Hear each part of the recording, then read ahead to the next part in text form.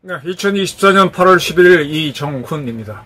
러시아 영토를 향한 우크라이나군의 진격이 활발합니다. 현재까지 장악한 면적은 서울의 절반 정도, 서울이 600제곱킬로미터인데 한 300제곱킬로미터를 차지했다고 합니다. 쉽게 말하면 한강을 기준으로 강남 전체를 차지했거나 강북 전체를 차지했다라고 보시면 될 것 같습니다. 한 1개 여단 1000명 정도가 기갑부대로 움직인 것 같은데 굉장히 공격적입니다. 지금 궁금한 건 뭐냐? 이 쿠르스크 지역으로 들어갔는데 쿠르스크 지역에는 러시아가 운영하는 원전이 있습니다. 이 원전까지 가려면 아직도 많은 거리를 가야 돼요. 한 100km를 진격해야 되는데 혹시 점령하는 거 아니냐? 지금 러시아는 우크라이나 돈바스 지역의 자포리자라고 하는 곳이 있는데 자포리자에 있는 우크라이나 원전을 점령했습니다. 그래서 이제 우크라이나가 그에 대한 불만을 많이 토로했었는데 거꾸로 러시아의 쿠르스크 원전을 장악해서 앞으로 정전회담이 된다면 서로 맞바꾸는 거 아니냐 등등의 작전을 구사한 걸로 지금 추정이 됩니다. 이 쿠르스크 지역이요 굉장히 흥미로운 게 이게 2차 대전 때 2차 대전에서 가장 큰 지상전은 독일군하고 나치 독일하고 스탈린의 소련이 붙었습니다.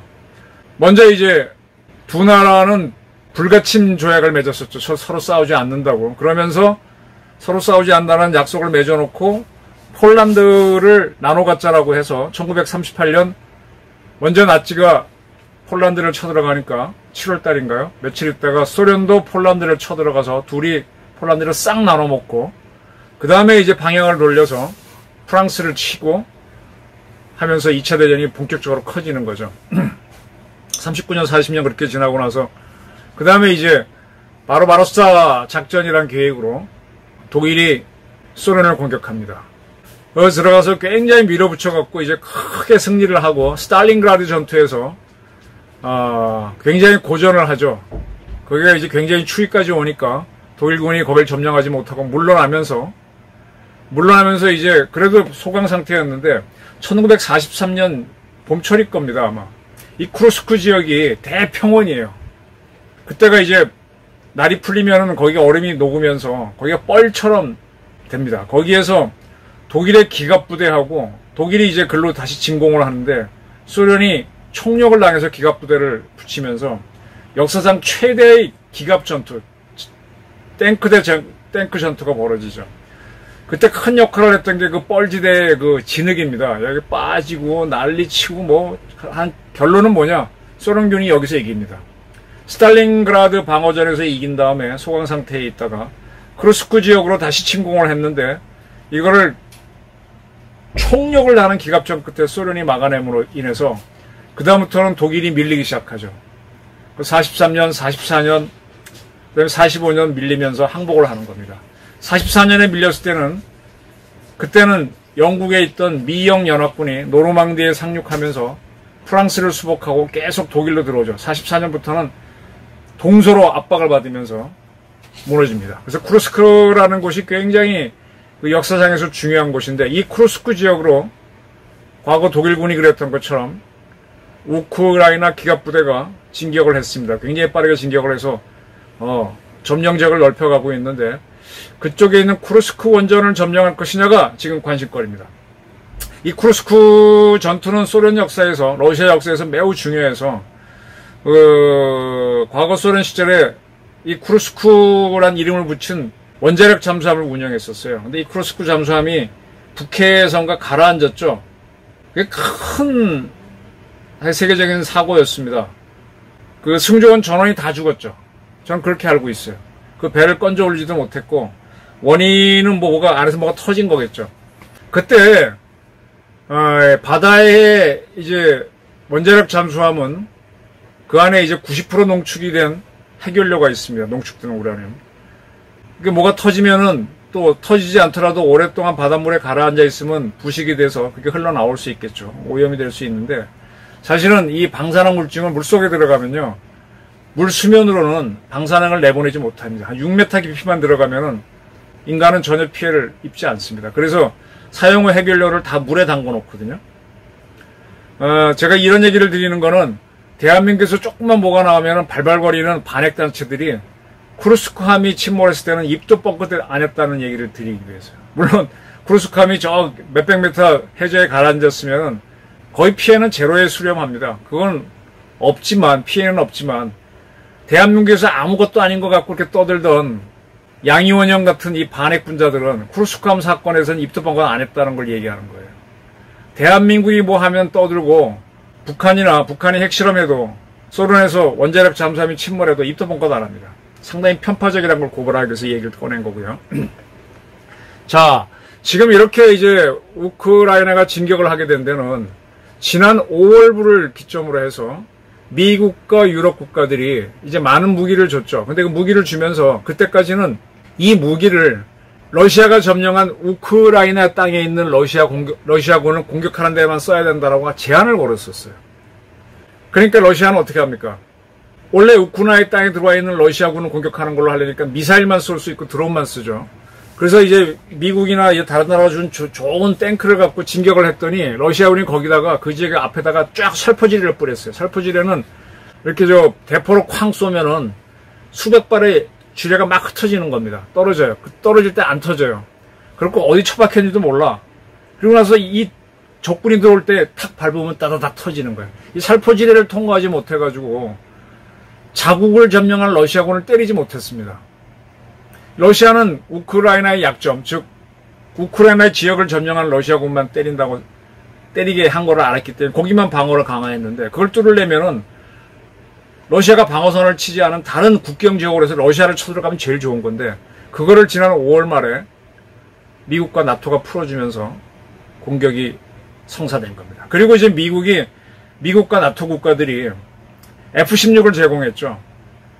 미국 시스템을 중심으로 말씀드리면 미국은 전투기 중에서는 적기와 싸우는 게 공대공 전투기, 이걸 제공기라고 하는데 이거는 굉장히 크고 많은 무기를 실어요. 왜냐하면 적기가 워낙 빨리 움직이기 때문에 그걸 따라가서 맞추려면은 커야 되고 많은 무기를 싣습니다. 그게 과거에는 F-15입니다.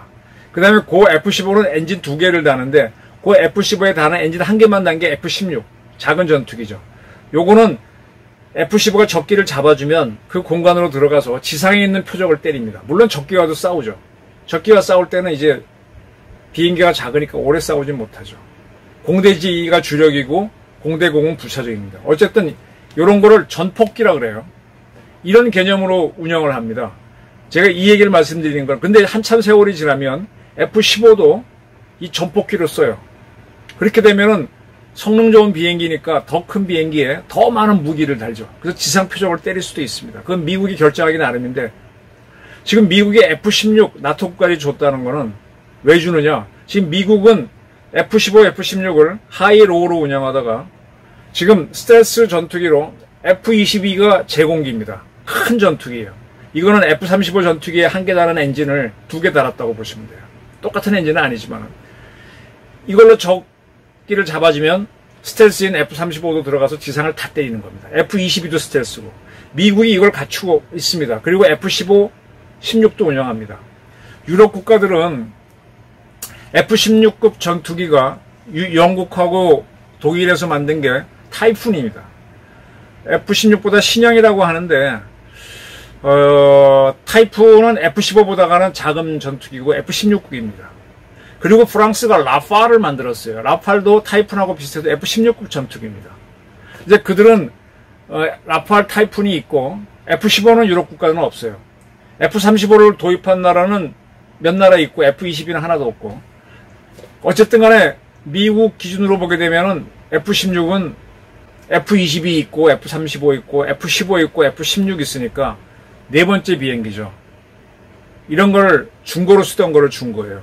나토 국가를 또 준 거고 최고의 비행기는 F-22나 F-35, F-15는 아직 안 준 겁니다. 근데 이 전투기만 들어가는 걸로 인해서 전세가 변화가 생긴 거예요. 이제 그동안 이 우크라이나 조종사들을 훈련시키다가 이제 이 친구들이 7월부터인가 작전에 들어갔죠. 공중에 들어가서 공중에서 적기를 잡아주고 하니까 이 지상 기갑부대가 들어갈 수 있는 거죠. 이 지상전은요, 에어랜드 배틀 그래서 공중에서 떠갖고 탁 무슨 미사일로 적을 때려주고, 그 다음에 공중에 가서 쫙 잡아주면은 적이 지상 목표까지 다 때렸으니까 그냥 들어갈 수 있죠. 이런 개념으로. 그쪽엔 살포지기라도 없으니까. 들어가면서 쿠르스크 지역에 들어가고 있는데, 왜 이 지역으로 들어갔느냐? 지금, 우크라이나의 많은 지역을 점령하고 압박을 가하고 있지만은 지금 러시아가 크게 성과가 없어요. 그런 가운데 미국 등 나토 국가들이 F-15를, 16을 제공하겠다, 러시아 본토 공격하도록 하겠다 이렇게 나오니까 러시아가 지난 5월부터 전술 핵무기 운영 훈련을 했어요. 뭐라고 보시면 되는가 하면은 미국 같은 경우는 B-61인데 B라는 건 밤, 폭탄이라는 뜻이고 61은 걔네들이 붙이는 제식 번호인데 이게 미국의 비행기 투하 핵폭탄이에요. 그게 제일 작은 핵무기야. 그게 이제 B1이나 B2, F-22, F-35 또는 F-15, 16에도 달고 와서 뚝 떨어뜨릴 수 있는 핵무기입니다. 그 다음부터는 이제 미국이 갖고 있는 핵무기는 ICBM하고 SLBM이에요. 러시아도 거의 같습니다. 전술 핵무기는 비행기 투하하는 핵폭탄이 있고, 그 다음에 걔네들 ICBM, SLBM에 붙이는 핵폭탄은 되게 수폭으로 보시면 됩니다. 그래서 이제 전술 핵탄두는 위력이 작으니까 이거를 러시아가 우크라이나에 떨어뜨리겠다는 훈련을 하고 있어요. 근데 비행기로 투하하게 되면 미국이 패트리어트 팩3로 잡아버릴 수도 있으니까 그 탄두를 단거리 미사일, 걔네들 이스칸데르 미사일에 올려서 쏘는 연습을 하고 있습니다. 그렇게 하니까 미국도 이제 F-16을 이용해서 러시아를 본토를 치는 작전을 하면서 기갑부대가 들어가서 진격을 하니까 들어갔는데 지금 쿠르스크 지역이 이제 과거 독일하고 소련이 세게 붙어서 독일이 졌던 지역인데 지금은 우크라이나가 들어가면서 만약에 쿠르스크에 있는 원전을 점령한다 그러면 러시아 니는 핵폭탄 쓰면은 이거 폭파시킬 거야 이렇게 될 수가 있는 거죠. 현재 돈바스 지역에 자포리자라는 지역에 우크라이나 원전이 있었어요. 그걸 지금 러시아가 지금 차지했습니다. 그래서 지금 자포리자 원전을 놓고 지금 러시아하고 우크라이나 되게 신경전을 해요. 그러니까 유엔이나 IAEA에 우크라이나는 저 원전을 갖고 러시아가 장난친다 문제 제기를 하고 러시아는 이 원전이 있는 지역으로 우크라이나가 공격을 해서 위험하다 서로 신경전을 펼치고 있습니다. 그렇게 해서 근데 어쨌든 간에 이 원전을 만약에 군사적으로 터트리면 그게 원폭 효과를 심리적으로 거둘 수 있죠. 원폭 맞고 효과는 안 나오지만 만약에 러시아가 매우 불리하면은 전술핵 쓴다 그러고 전술핵 쓰게 되면 문제가 크니까 자포리자 원전을 파괴시켜서 우크라이나의 반격을 저지할 수 있죠. 그게 큰 장점인데 만약에 이번에 우크라이나군이 쿠르스크 원전을 점령한다 그러면 같은 작전을 할 수 있죠. 그냥 터뜨려 버리면 러시아 군대는 진격을 못하고 돈바스에 있던 군대도 빠져나가기 힘들어지는 거죠. 이러한 작전을 지금 하는 걸로 보여요. 그건 더군다나 이제 F-16까지 들어왔으니까 이제 앞으로 좀 더 상황이 나빠지거나 뭐 변화가 있으면 미국이 F-15도 준다라고 하면은 러시아는 굉장한 타격을 받을 겁니다. 기억하시나요? 올해 초 봄에 모스크바에서 무슨 그 젊은이들이 모이는 요즘도 우리나라도 뭐 흠뻑션이 뭐니 그래서 아이돌 그룹이 공연을 하면은 젊은 사람들이 막 체육관에 가서 환호하잖아요. 그러한 쇼가 열리기로 한 곳에서 테러가 일어났었죠. 일단에 무장 괴한들이 총을 엄청나게 쏴댔고 많은 사람이 죽었죠. 그리고 일부는 도망가다가 체포가 됐습니다. 거기에 대해서 푸틴 측은 우크라이나가 한 거다라고 발표를 했습니다. 근데 정작 테러를 한 사람들은 러시아에 있는 무슬림 세력들이다라고 주장을 했었고요. 근데 그렇게 하고 나서 그냥 지나갔어요. 뭐 그들이 우크라이나로 도망가려고 하는 걸 러시아가 잡았다라고 했는데 우크라이나 책임으로 몰았는데 정작 러시아에 있는 무슬림 세력들은 우리가 한 거다라고 주장을 했었습니다. 무슨 얘기인가 하면 지금 모스크바까지 누가 했든 간에 뚫린다는 겁니다. 이런 가운데 지금 우크라이나가 쿠르스크로 진격을 해서 서울의 절반 정도 되는 면적을 차지했고 쿠르스크 원전을 향해 돌진하고 있다. 근데 이게 지금 러시아가 잘 못 막는다는 거예요. 이걸 막으려면은 그 개활지는 탁 터진 데는 어디 엄폐할 데가 없잖아요. 거기서는 오히려 기관 무기가 들어가야 되는데 기관 무기들이 지금 우크라이나 전선에 붙잡혀 있으니까 동원할 수 있는 게 없으면 막지 못하는 거죠. 그리고 살포질을 뿌리려고 해도 준비가 안 돼 있으면 안 되는 거고. 보병 갖고는 좀 어려울 겁니다. 이제 푸틴이 이걸 잘 막지 못하고 그러면 이제 위기를 맞는 거죠. 그러니까 적과 싸울 때 제가 누차 말씀드렸지만 내가 이 현재 벌어진 문제에 대해서 그걸 해결하려고 하면 답이 없는 경우가 많아요. 그래서 그 문제는 풀지 말고 다른 공격을 해서 성과를 거두면은 이 문제는 풀지 못하는 문제는 중요한 정도가 떨어지기 때문에 해결하지 못하고 그냥 넘어가서 끝나는 경우가 많습니다. 지금 젤렌스키가 그런 식으로 하고 있죠. 돈바스 지역을 회복하지 못하니까 다른 지역으로 쳐들어가서 또 오랫동안 미국과 나토의 요구에서 공격 무기를 러시아 본토를 때려야 된다 허가를 받고 F-16을 받고 에이타킴스라든지 또는 뭐 그런 무기를 미사일을 받고 지금 때리기 시작한 거잖아요. 푸틴이 위기입니다. 푸틴이 만약에 전술핵을 쓰겠다고 하면 할수록 더 빨리 쿠르스크 원전을 노리겠죠. 거기를 러시아가 잘 방어해내던 어쨌든 간에 그 인근에서 전투가 크게 일어나면 세계는 관심을 갖겠죠. 지금 푸틴이 생각했던 세계의 구도가 미국을 압박하는 구도가 깨져나가고 있어요. 어찌됐든 간에 이제 이게 만약에 정전 협상을 한다면 쿠르스크 원전을 점령해갖고 이거는 러시아한테 돌려줄게. 대신에 자포리자 원전이 있는 돈바스 지역은 다 줘. 그리고 우크라이나는 러시아 영토를 점령했다가 그걸 돌려줘야만 러시아가 점령한 우크라이나 영토를 돌려받을 수 있겠죠. 상당수를. 그렇게 예측을 합니다. 그래서 지금 자포리자 원전을 뺏긴 우크라이나는 쿠르스크 원전을 차지하기 위해서 총돌격한다. 저는 그렇게 예상을 합니다. 한번 어떻게 되는지. 그리고 이제 우크라이나도 지금 긴 거리를 쳐들어오게 되면은 이 보급망이 힘들어지잖아요. 보급망은 방어가 약한데 이걸 만약에 러시아군이 끊어버리면 2022년 2월 달에 수도인 키이우를 점령하려고 러시아군이 대거 들어왔다가 키이우까지 왔죠. 그런데 보급망을 유지를 못하니까 다 철수를 하면서 키이우 점령은 포기하고 다시 국경선에서 조금씩 들어와서 돈바스를 먹는 작전으로 바꿨죠. 이제 그런 실수를 우크라이나도 할 수 있습니다. 근데 어쨌든 간에 공격무기를 갖고 러시아 본토를 때려도 된다라는 허가가 나오면서부터 우크라이나의 대약진이 벌어지고 있습니다. 푸틴이 위기에 처해 있는데 어떻게 대응할지 같이 지켜보시기 하죠. 네, 감사합니다.